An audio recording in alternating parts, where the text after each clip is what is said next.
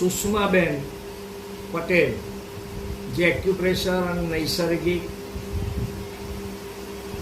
Treatment કરે છે, સારવાર આપે છે, બહુ સુંદર સારવાર આપે છે.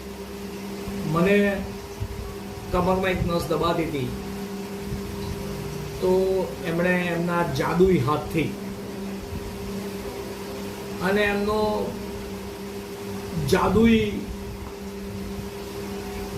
આવડતથી મને 2 દિવસમાં મટાડી દીધું.